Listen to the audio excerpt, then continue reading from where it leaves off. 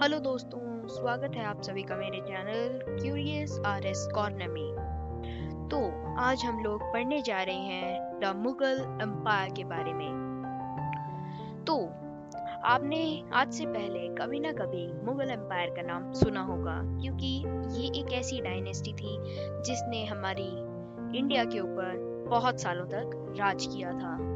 तो आज हम मुगल एम्पायर के बारे में डीपली पढ़ने जा रहे हैं। तो चलिए स्टार्ट करते हैं। फर्स्ट ऑफ ऑल, जहां तक आपकी नॉलेज होगी उससे आप मुझे आंसर कीजिए कि क्या आप इस इमेज को आइडेंटिफाई कर सकते हैं। चलिए मैं आपको थोड़ा हिंट देता हूँ। ये इमेज है हमारे फर्स्ट मुगल एम्परर की। बिल्कुल सही गेस किया आपने, ये इमेज है बाबर की। तो चलिए अब हम बाबर के बारे में कुछ पढ़ते हैं। बाबर जो जिसका शासन शुरू हुआ था 1526 से 1530 तक।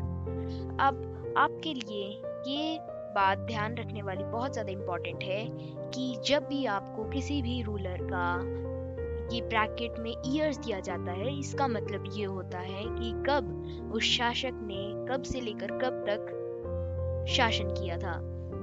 इसका मतलब ये नहीं होता है कि कब वो शासक बॉर्न हुआ था। इसका मतलब ये होता है कब से कब तक उस शासक ने जो है रूल किया था। तो चलिए अब हम इसके बारे में आगे बढ़ते हैं।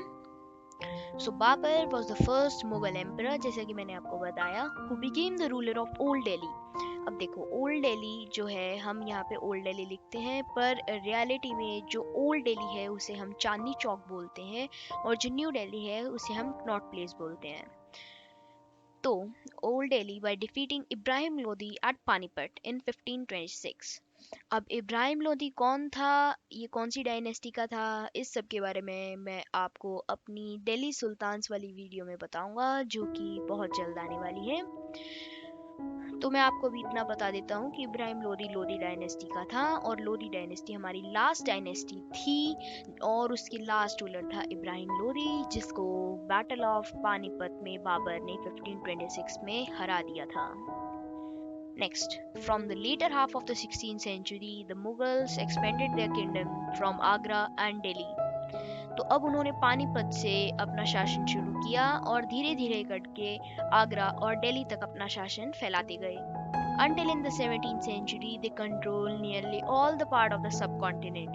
अब सबकॉन्टिनेंट से हो सकता है कि शायद कई लोग कंफ्यूज हो जाएं, तो मैं बता देता हूँ कि जो सबकॉन्टिनेंट है, आज के टाइम पे हम जो इंडिया बोलते हैं, उस टाइम पे इंडिया नहीं था। तो पहले बहुत सारे स्टेट्स थे, और आसपास पाकिस्तान जब तक डिवाइड नहीं हुआ था, तो पाकिस्तान और बांग्लादेश, नेपाल, इंडिया, श्रीलंका, इन सबको एक साथ आप कह सकते हो कि एक साथ इकट्ठा करके सब कॉन्टिनेंट बोला जाता था।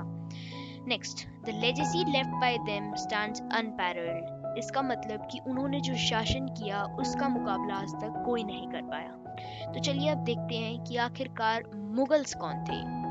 Who were the Mughals? The Mughals were descendants of two great lineages of rulers. अब लीनिएजेस का क्या मतलब होता है? जो अगर हम इसका मतलब हिंदी में देखें तो लीनिएजेस का मतलब होता है पूर्वज। तो मतलब उनके जो ये हमारी मुगल्स थे, उनके जो पूर्वज थे, उनकी मदर की साइड से वो डेसेंडेंट्स थे किसके? जेंगिस खान के, जिसके बारे में हो सकता है कि शायद आपने पहले भी पढ़ा हो, जो कि एक बहुत ही क्रूर शासक था, और उनके फादर की साइड से वो डेसेंडेंट्स थे तिमूर के। अब ये तिमूर भी बहुत पावरफुल शासक था। तो जैसे क्या होता था पहले के ज़माने में, जो राजा महाराजा होते थे वो बहुत ज़्यादा शादियाँ करते थे, यानी उनकी बहुत सारी रानियाँ, और बहुत सारी रानियाँ मतलब उनके बहुत से बच्चे होते थे, जिसका मतलब ये है कि आज मंगोलिया मंगोलिया जो आपको पता होगा कि जेंगिस खान जो मंगोलिया का रूलर था, तो जो मंगोलिया है वहाँ पे बहुत से लोग उनके डेसेंडेंट हैं। तो उनकी मदर भी उनमें से उनकी एक डेसेंडेंट थी, जिनके ये बेटे थे मुगल्स। तो उनकी मदर की साइड से वो they were the descendants of Genghis Khan, and from the father side से were the descendants of Timur. तो चलिए आगे बढ़ते हैं। अब हम पढ़ने जा रहे हैं मुगल के मिलिट्री कैंपेन्स के बारे में। तो चलिए स्टार्ट करते हैं।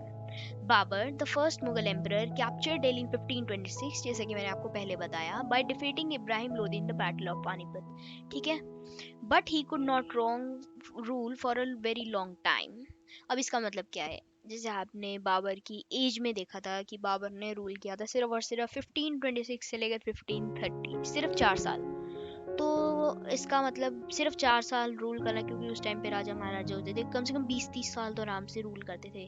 पर बाबर किसी किसी रीजन की वजह से ज़्यादा समय तक रूल नहीं कर पाया।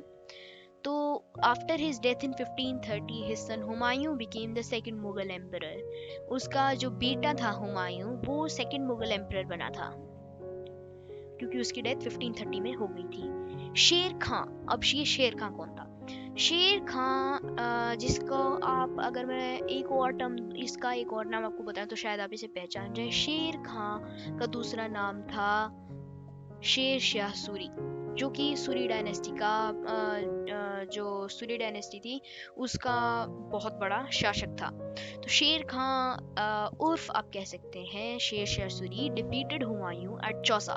चौसा एक जगह है ये, चौसा इन 1539 में उसको डिफीट किया था, और कन्नौज में भी डिफीट किया था 1540 में। अब जाहिर सी बात है, किसी रूलर ने 2 बार किसी राजा को डिफीट कर दिया तो वो डर ही जाएगा।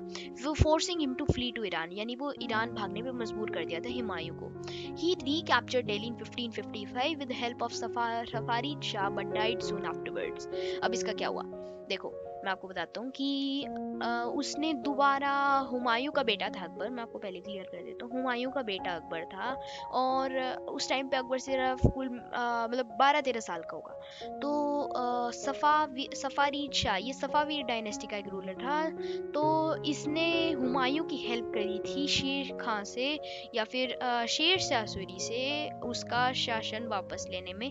पर जब ये राजा बना कुछ साल बाद ही इसकी डेथ हो गई थी। इसकी डेथ का रीज़न हमें पता है, जो सारे हमारे हिस्टोरिजिस्ट हैं वो मानते हैं कि लाइब्रेरी से, शायद आपको ये पता भी होगा कि लाइब्रेरी से गिरकर अकबर की हुमायूं की डेथ हो गई थी। चलिए आगे बढ़ते हैं।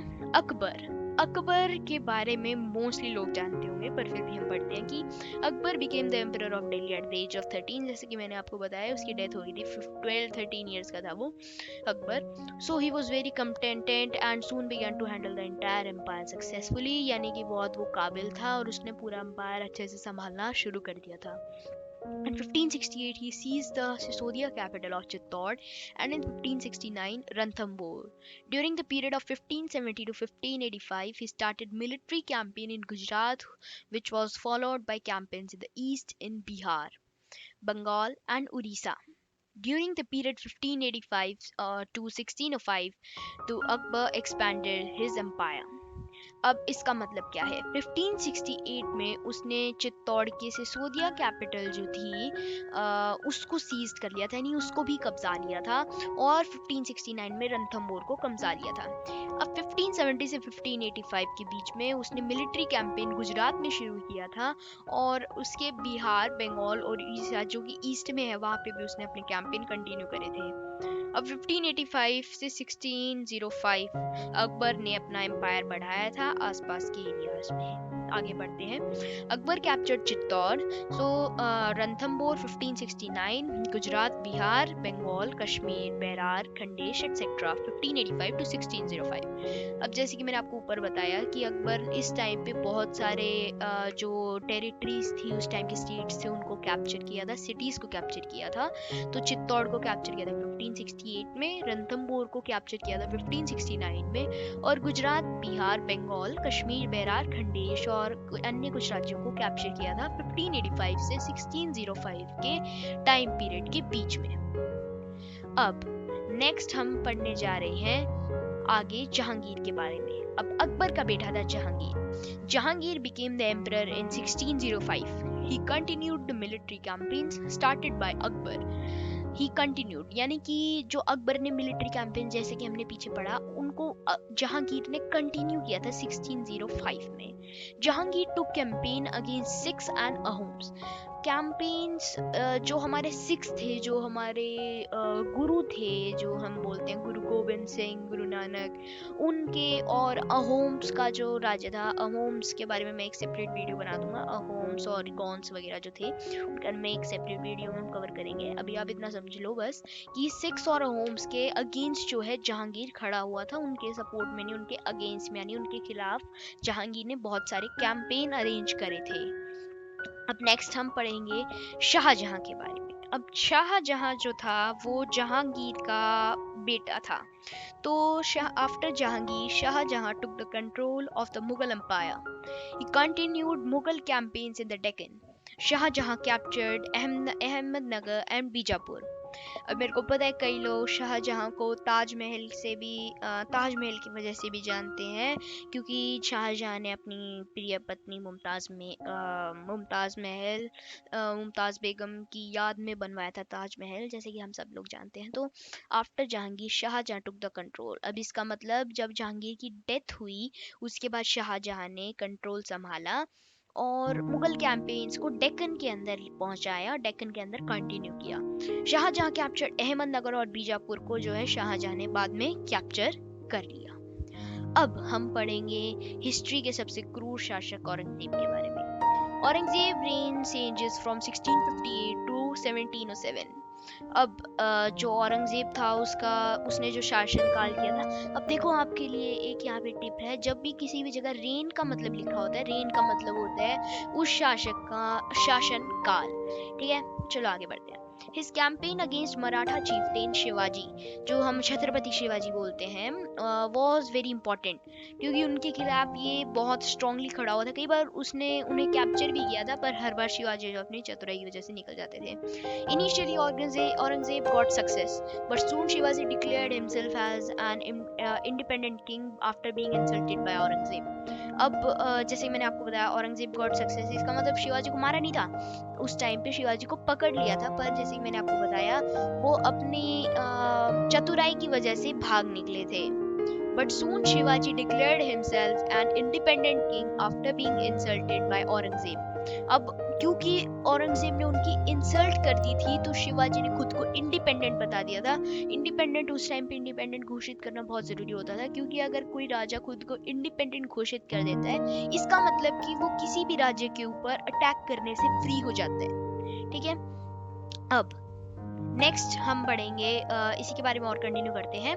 From 1698 Aurangzeb personally managed campaigns in the Deccan against the Marathas who started guerrilla warfare. अब गुरिल्ला वॉरफेयर क्या थी, इसे हम हिंदी में बोलते हैं छापा मार टेक्निक। ठीक है, Aurangzeb also face the rebellion in north India of the six, क्योंकि जहांगीर ने, जैसे ऊपर हमने जहांगीर के बारे में पढ़ा कि Jahangir took campaign against Sikhs and Ahom, तो औरंगजेब उनका, क्योंकि उनकी तो लीनियस थी ना, तो जाहिर सी बात है कि जो हमारे सिक्स और ये जाट सतनामी जो थे ये उन्हीं के अगेंस्ट रिवोल्ट करेंगे, तो औरंगजेब को उन सबका सामना करना पड़ा था। तो गाइस इस वीडियो के लिए इतना ही, आगे हम इसके पार्ट 2 में कंटिन्यू करेंगे। Thanks for watching.